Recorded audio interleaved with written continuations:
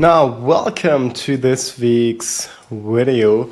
I just would like to test a new format here in this week, and that is someone has sent me a resume and asked me if I could have a look, which I usually cannot, right, because there are a lot of requests like this. However, I thought, why not doing this here and also giving feedback in a way that more than this individual can benefit from it.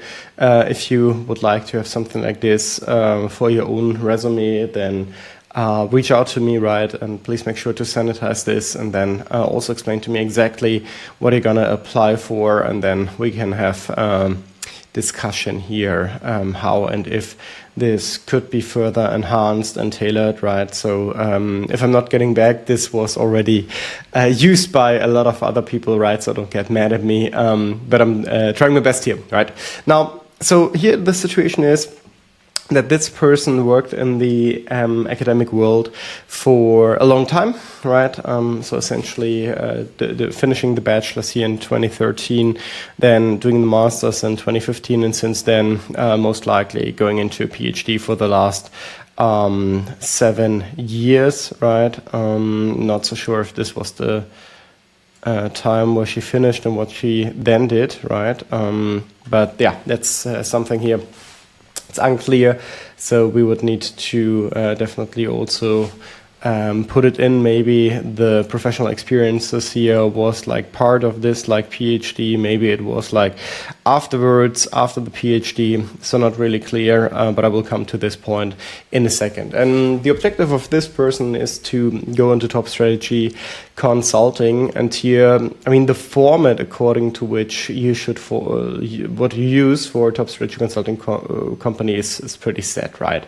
So make sure you find one of the standard templates like online. It literally takes you a couple of minutes. Just go on one of these specialized and focused websites for breaking into consulting, and then most of them have a template that you can download, and that is usually also like non-colored and well formatted and easy to read. Because ultimately in a resume, the idea is not to convince people by your creativity or by your amazing graphical design skills, but ultimately by making sure that you're bringing across that you are a strong and suitable candidate. And there are a couple of things here that this person should consider to rework. Now, first of all, a summary, right?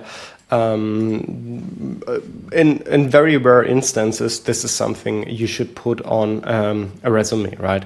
But in most instances, it's simply not necessary. I mean, a resume is a summary by itself, right? And a summary of a summary is not really necessary for most situations. Absolutely not in this instance, right? And because you can also see it's full of blah. Dynamic teammate with expertise in problem solving and transformative leadership. But what should this even mean, right? Where's the proof for this? Skilled in behavioral interview techniques, public speaking and peer coaching.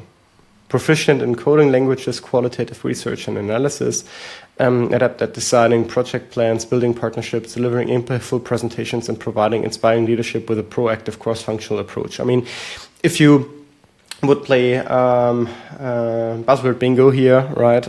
This is a hit every single time, because there's no proof. There is nothing that ultimately the reader would perceive this profile as when they were just going through this, right? And you self-proclaiming being an expert in XYZ is simply not interesting for HR representatives that are seeing hundreds and hundreds and hundreds of resumes, right? And are just like being in a super selective application process.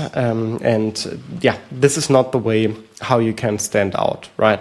So whatever you say here, you should at least back up, and there needs to be a notion of excellence, right? So this is what we call it, meaning that you have performed significantly above peers, right? So you have done something extraordinary, and this would justify that you also will be treated extraordinary, because you need to be treated extraordinary if you want to survive in a process here where you have I don't know, 50, 60, 70, 80, maybe even more people competing for the same job. Now here, let's go into the meat. Usually, okay, this person puts education first. Yes, it's understandable in some way because it's a rather intense education part for this person. But also here, right, so we would need to understand a bit more how this person performed in comparison, right? So I like to use a format that is called XYZ, right? So if you look up XYZ Google format, right, then you will find already quite some ideas here for quantitative proof for your achievement, and then I add a calibration element, right? So here, so these numbers by themselves do not say too much, right? Because how many people out of 100 would get a GPA of 3.6? How many people of 100 would get a GPA of 4.0, right? And so on and so forth. So calibrate it, make it easy for the reader to understand that you are an exceptional profile. Right, so that's the first comment here. So calibrate these achievements here a bit, and yeah, this might be also something that this person here that shared the resume with me should consider. Now then, professional experiences. Here we have a bit of a challenge, right? Because the professional experiences, again, are solely from the academic world. Now, if you have a situation like this, then you at least need to make sure that you are focusing on the things that you have done that you also could have done in another organization in terms of project work, in terms of leadership, right, in terms of team leading, in terms of whatsoever. And here, this is not yet perfect. So here, yeah, this person taught 400 college students in classrooms, right, and solved and assigned, evaluated their assignment problems and so on and so forth. Yes, redesigned curriculum, okay, specialized in communication, event planning. So there is not really a proof, right? So what was this person doing differently, and what was it leading to, right? How did this person impact the results of her students? What was this person building here in terms of this new curriculum that was so superior compared to the other ones, right? So this is more or less focusing heavily again on the academic world. But while MBBs, or at least the absolute top strategy consulting companies, right, are also looking for more exotic profiles. So they are open for diversity, right? And as long as you can prove the excellence of your working for profiles that would not follow the standard, yeah, I studied economy or whatsoever way, right? But you at least need to showcase that you bring some relevant experience here. And the way this is framed here is really hard to transfer, right? So what I would put into the focus here is the heavy project work that was done in a team setting where there was leadership necessary, and what was achieved there, and why this was extraordinary in terms of these projects, and why they were large scale, why they were important and impactful. So all of this is at this moment in time not missing. This is perceived as just another experience in the academic world and will not land well with most top strategy consulting companies in terms of relevant work experience. Now, Faculty of Computer Science, this, again, not sure when exactly this happens, if this was in parallel. Here is a bit of quantitative proof, right? So here presented at 16 academic conferences and 2 international panels, right? But again, not too much, right? So always ask yourself, okay, why was what I have done really extraordinary? Why was it special? Or could any of my peers also apply for the same job with the same resume? Because here, I mean, yes, the 16 academic conferences might be great, right, or even outstanding, but I don't know this, and most likely the HR person screening the resume also doesn't know this about what is it like to do the PhD in software engineering at this university and presenting at these conferences. So here you need to get into a little bit more what we call the perception of tangible impact. So this is just like a list. It feels a bit like a washing list. Yeah, then I've done this, and then I've done this, and then I've done this. What they're looking for is a strong narrative. So what exactly was the impact you had when you were adjunct faculty of computer sciences, right? So what was it exactly that you achieved? And it wasn't necessarily the 16 academics and 2 international panels, right? What was the outcome of this? So you kickstart, for example, an collaboration in between university and some industry partners, right? And that led to the development, so it's software engineering, of a new standard in whatsoever you would want to have here, video calling, right? So this would be impressive because it's impacting a couple of million, potentially even billion of people. Something like this, right? So what was the ultimate impact of your work on top of academic performance? So think about this. Where was the impact? Except for only on this more narrow academic direction here that you are framing it for, right? So also here, I mean, you speak about expertise and cross-functional collaboration. That could be interesting, right? But like, what does it even mean? No proof, nothing, right? So then here, organize 2 social events in one festival as an organization vice president, resulting in improved network. No, like indication on size. I mean, this is again, right? So 2 social events, what does it even mean? Is it like you invited 3 people, or is it like you invited 3,000 people and managed the biggest conference in that region for that specific topic with the attendance of 2 Nobel Prize winners, right? So do you get the point? You need to get into that flow. Like this, it's meaningless, right? It's non-contextualized, it's meaningless, it's not convincing anyone here that this is an outstanding achievement. So this also needs to be considerably more tangible and describe something extraordinary, right? And then here, I mean, skills, this is also a bit hard, right? I mean, what does people experience as a skill even mean, right? It's impossible to evaluate this. Presentation skills, content creation, remote teaching, collaborative partnerships. I mean, it feels like you're throwing in what you can come up with, right? What you should do is think through what they are looking for and then be selective here and describe it in more detail, and at best as part of your actual work experiences, right? You, for example, here have cross-functional experiences, and where did you demonstrate it and what did it lead to, right?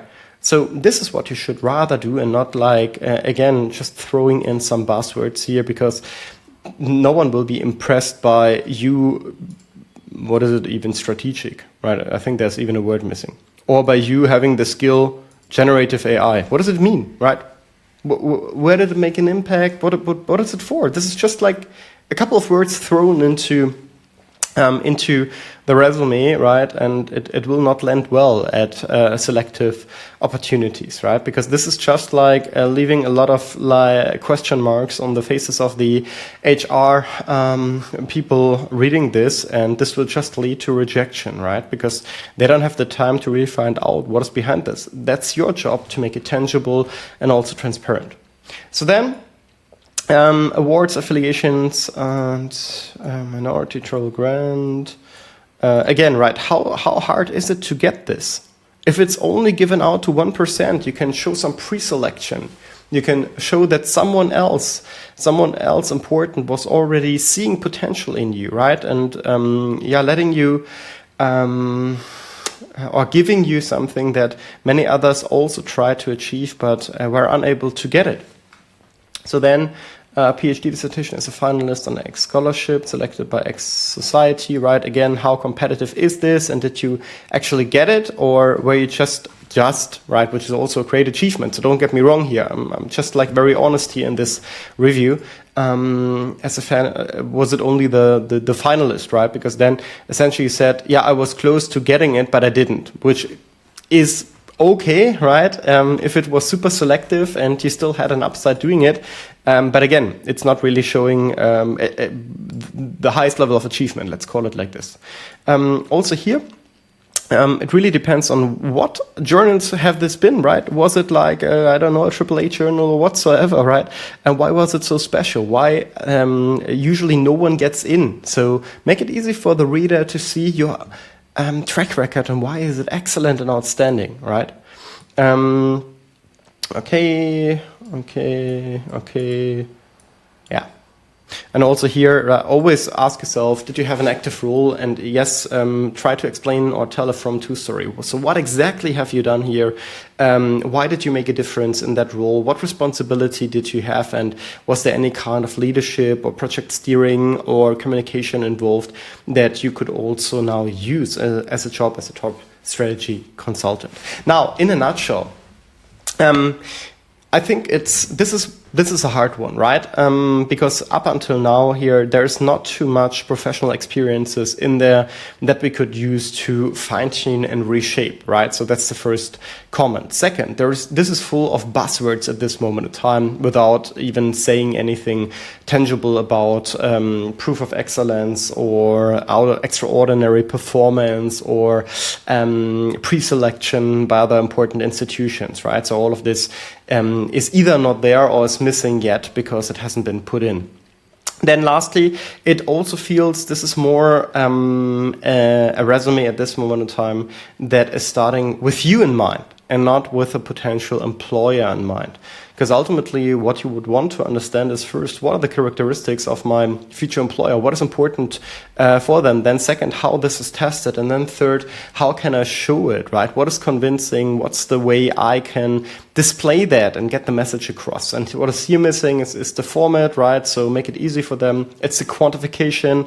It's the tangibility here on what exactly was been done and the calibration here compared to peers in a similar situation, why this was really something outstanding achieved, right?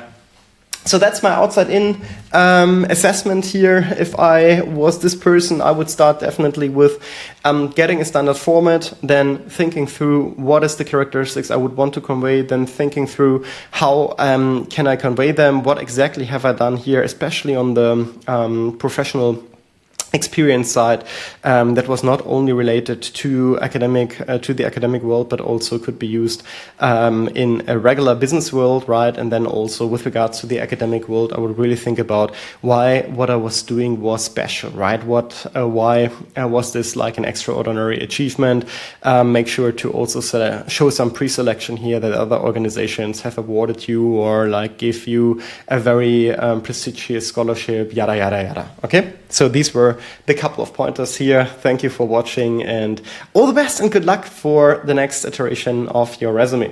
And as I told you, if you're interested in this, if you also would like me to screen your resume, I cannot promise this to anyone here, obviously, right? Because many people are reaching out to me on a daily basis.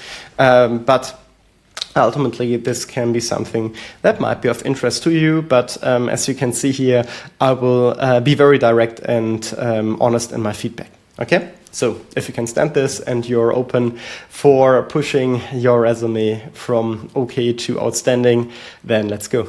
Take care and bye-bye, Jan.